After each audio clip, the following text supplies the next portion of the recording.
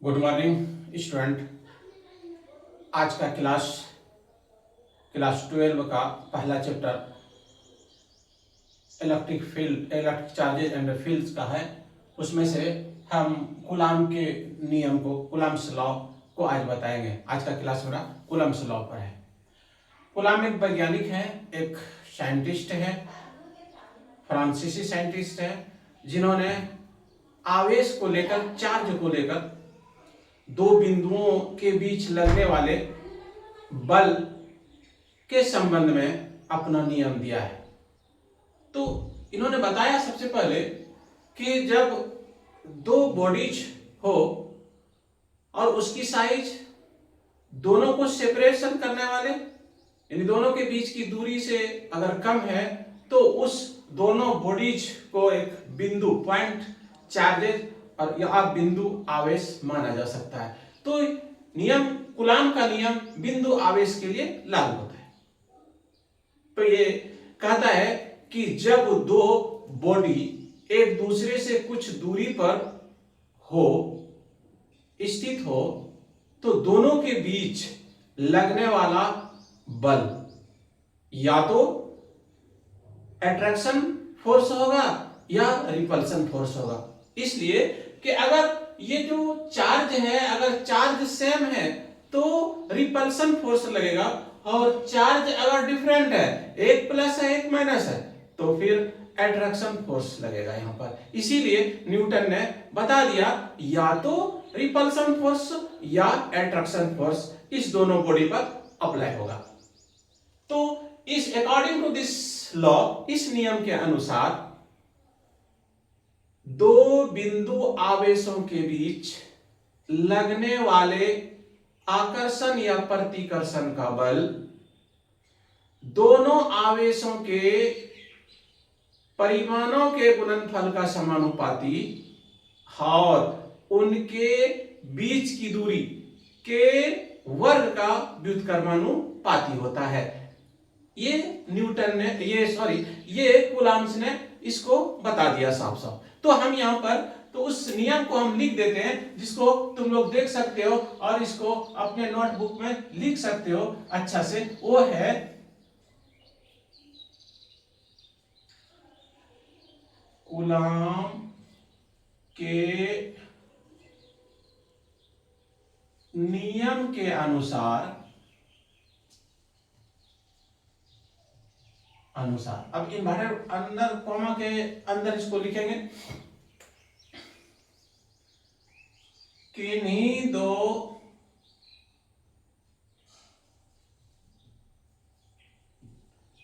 बिंदु आवेशों के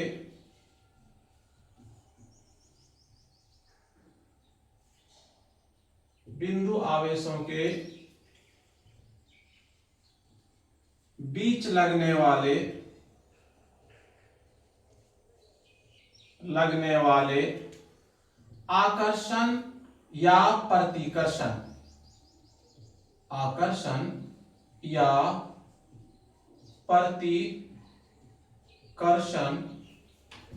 बल दोनों आवेशों के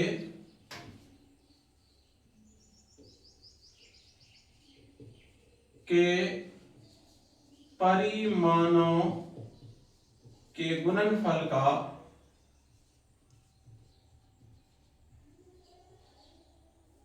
का समानुपाती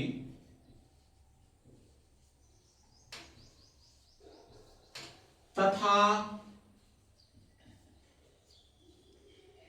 उनके बीच की दूरी के वर्ग का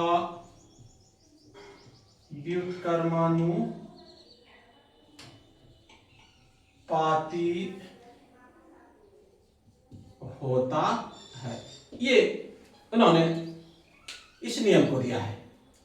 तो यहां पर इस नियम को मैथमेटिक्स के टर्म में या मैथमेटिकल रिप्रेजेंटेशन इसको कर सकते हैं, गणितीय निरूपण इसका कर सकते हैं। तो गणितीय निरूपण उस उन्होंने इस प्रकार क्या है, माना कि ये दोनों जो बिंदु आवेश है, इस पर एक पर चार्ज प्लस Q1 और दूसरे पर चार्ज Q2 है, प्लस हो या माइनस हो, एक पर चार्ज Q1 और दूसरे पर चार्ज Q2 और दोनों के बीच की दूरी r है। तो इसको मैथमेटिक्स रूप में इसको रिप्रेजेंट इस प्रकार कर सकते हैं, गणितीय रूप में इसका प्रेजेंटेशन इस प्रकार कर सकते हैं।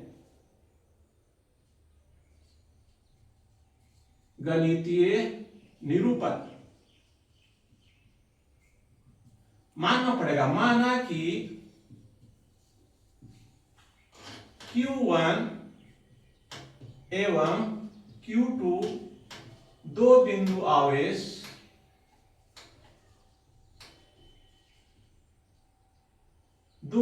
आवेश एक दूसरे से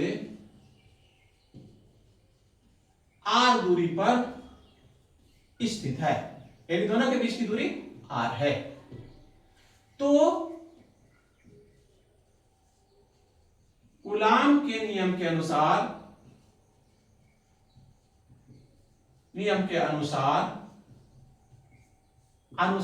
क्या होगा, दोनों के बीच लगने वाला जो बल है, जो फोर्स है, वह फोर्स प्रोपोर्शनल टू दोनों आवेशों के गुणनफल का समानुपाती, दोनों आवेशों के गुणनफलों के परिणाम का समानुपाती, अर्थात F समानुपाती Q1 Q2।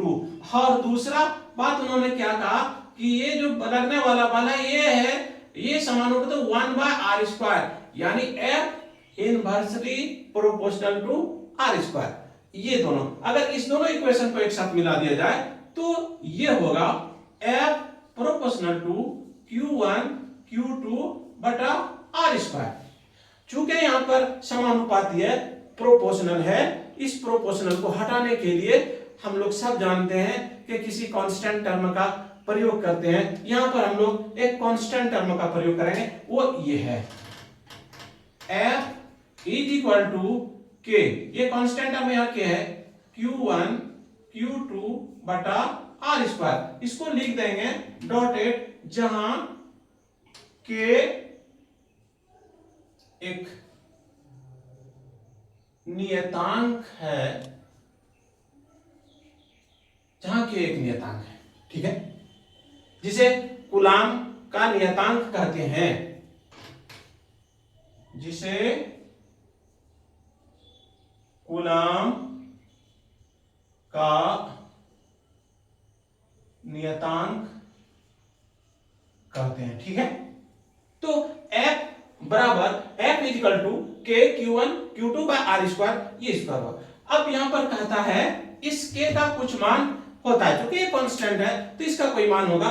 तो इसके लिए इन्होंने बहुत सारे कैलकुलेशन किया, कैलकुलेशन करने के बाद इसका मान SI में इन्होंने निकाला, SI यूनिट में इन्होंने निकाला है कि F का मान F इज इक्वल टू 9, इन्होंने K का मान निकाला है, पहले K equal to 9 into 10⁹ newton metre square पर कूलाम स्क्वायर।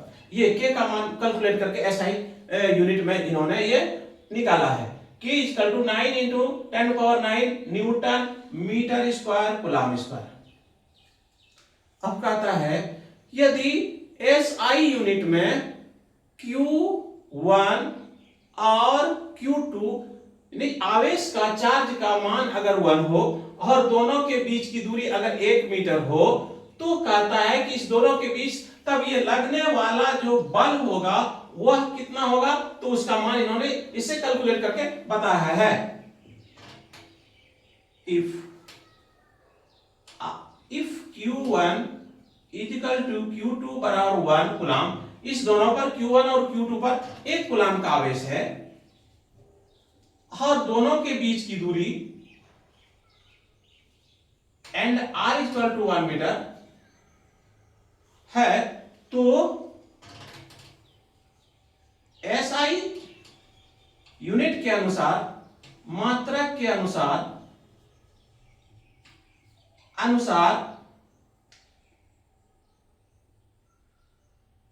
F का मान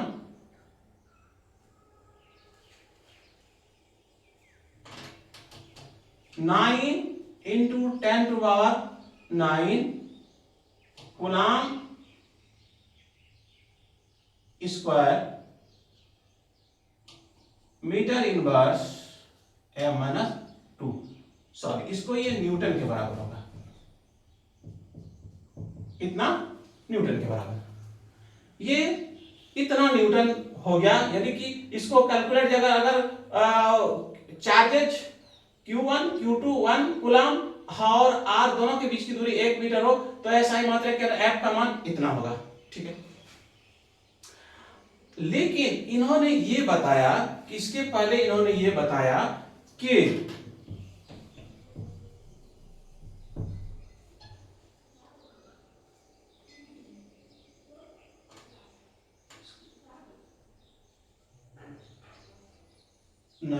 न्यूटन, लेकिन कूलाम ने यह बताया क्योंकि के का मान व्यवहारिक रूप में ये इतना नहीं लिखकर उसको इस प्रकार लिखा जाता है, के का मान व्यवहारिक रूप में 1/4 पाई एप्सिलॉन नॉट लिखा जा सकता है या लिखा जाता है। ये के का मान इतना लिखें, इसलिए तब मेरा कितना हो जाएगा, F is equal to 1/k के बदले में 1/4 pi epsilon not Q1 Q2 बटा R स्क्वायर। ये मेरा एक इक्वेशन आ गया F इज इक्वल टू। अब ये epsilon where epsilon not, what is epsilon not, ये परमिटिविटी ऑफ फ्री स्पेस, यानी निर्वात का ये परावैद्युतांक या विद्युतशीलता,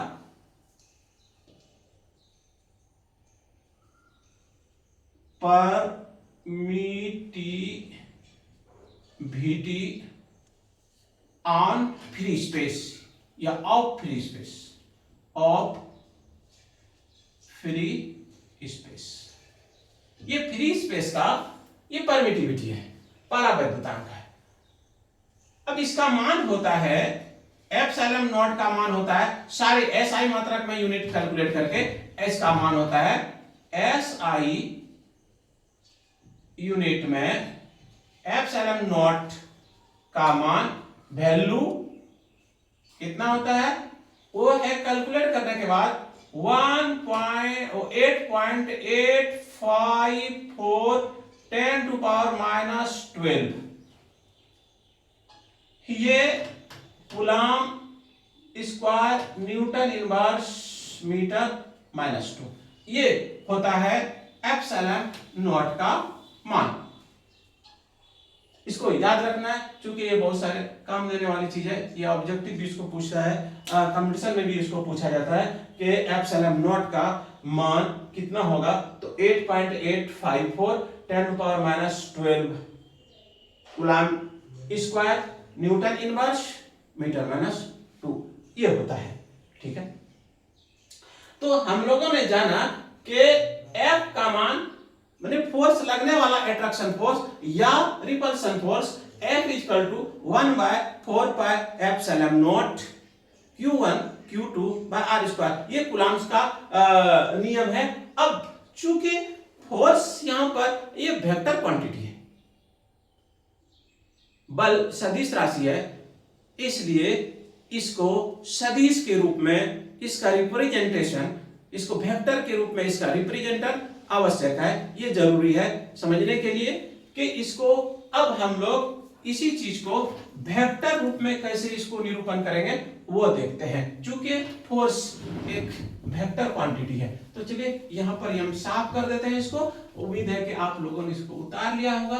अब इसको साफ करने के बाद हम इसका वेक्टर रिप्रेजेंटेशन देंगे। वो इस प्रकार है, मान लिया जाए ये दोनों फोर्स मेरे पास है, तो यहां पर वेक्टर रिप्रेजेंटेशन देंगे। क्योंकि फोर्स एक वेक्टर क्वांटिटी है तो उसके लिए देखें, क्योंकि मेरे पास ये दो बिंदु आवेश है, पॉइंट चार्जेज है Q1 और Q2, तो हम लोग देखते हैं, मान लिया जाए यहां पर और यहां पर ये Q1 और यहाँ Q2 है, एक दूसरे पर इस प्रकार का ये बल लगा रहा है, ठीक है। इसका सदिश निरूपण वेक्टर रिप्रेजेंटेशन करना है, तो मान लिया जाए ये बिंदु के रिस्पेक्ट में इसका करेंगे, तो यहां से यहां तक की जो दूरी और ये दूरी, ये R1 और ये R2 है। इसका रिजल्टेंट परिणामी यही होगा। अब यहां पर ये देखिए कि दो तरह का है, एक Q1 चार्जेज Q2 के द्वारा Q1 पर फोर्स लग रहा है और एक है Q1 के द्वारा Q2 पर फोर्स लग रहा है। तो कहता है Q1 के द्वारा Q2 पर जब फोर्स लगेगा तो ये 1 2 और 2 के द्वारा 1 पर लगेगा तो इसका फोर्स होगा 2 1। 1 के द्वारा 2 पर लगने वाला 1 2 और 2 के द्वारा 1 पर लगने वाला 2 1, ये फोर्स लगता है। इसका रिजल्टेंट होगा R21 equal to R2 minus R1, R2 minus R1, ये इसका रिजल्टेंट है। इसका हम लोग अब जब देंगे तो यहां पर चूंकि दिशा डायरेक्शन बताने के लिए कोई यूनिट वेक्टर की आवश्यकता होगा, एकांक सदिश की आवश्यकता होगा, तो पहले हम लोग एकांक सदिश हम लोग निकाल लेंगे। तो इस तरह निकालेंगे कि चूंकि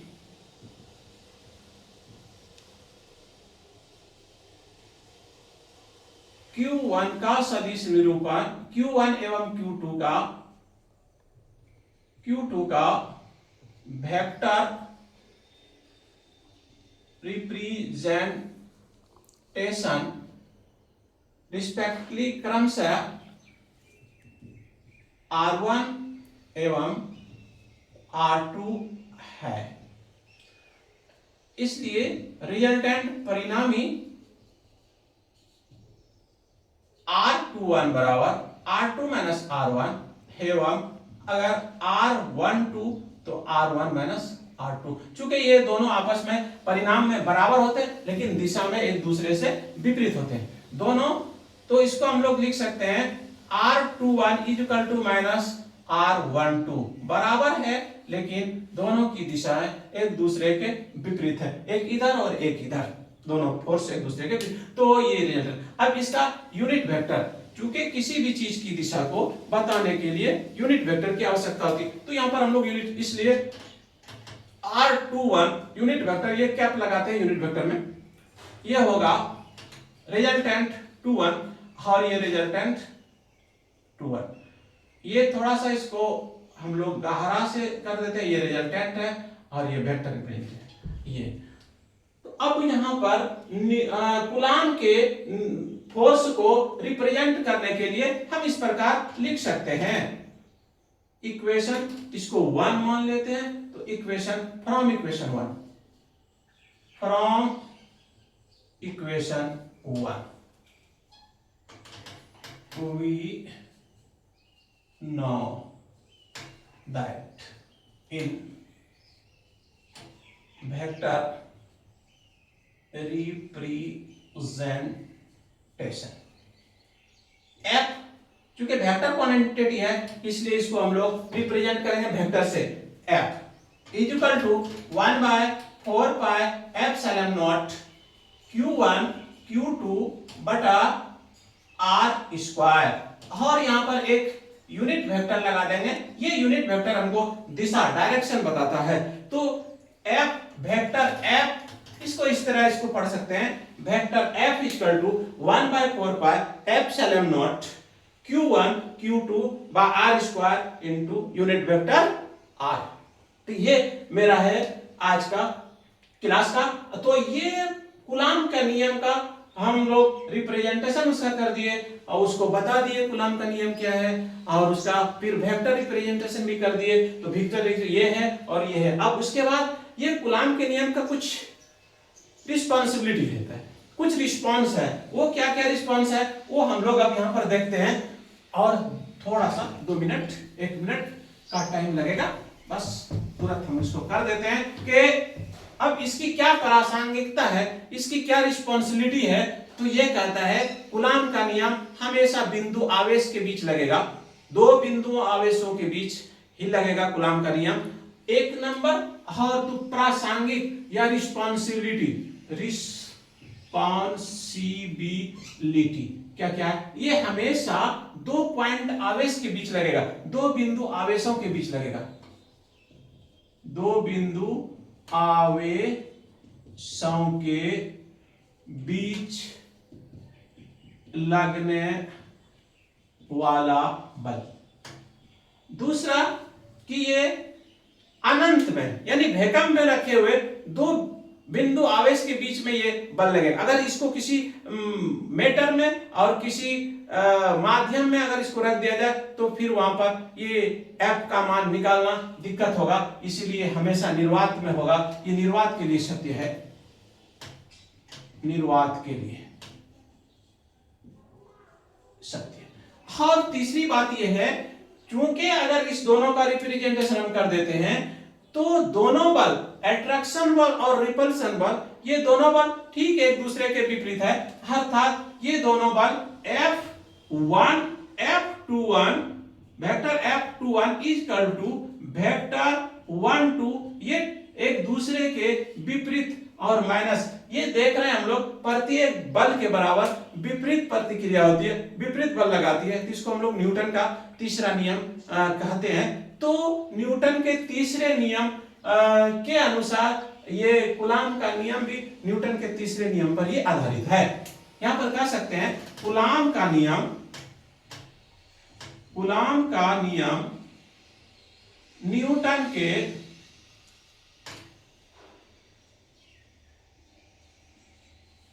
न्यूटन के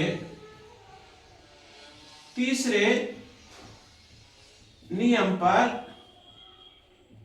आधारित है, और ये बड़ी दूरी के लिए सत्य है, यानी इसमें दूरी अनंत चाहिए, ये बिंदु आवेश होना चाहिए और इसके बीच की दूरी अधिक होनी चाहिए, इसके लिए सत्य है। तो ये इसकी प्रासंगिकता है, ये अच्छा चीज है, इसको उतार ले, 2 बिंदुओं के बीच आवेश लगने वाला बल, और तीसरा निर्वात के लिए सत्य है, और ये न्यूटन के गति के तीसरे नियम पर आधारित है। इस प्रकार ये मेरा कूलाम का नियम था। आज का क्लास यहीं तक, धन्यवाद, थैंक यू।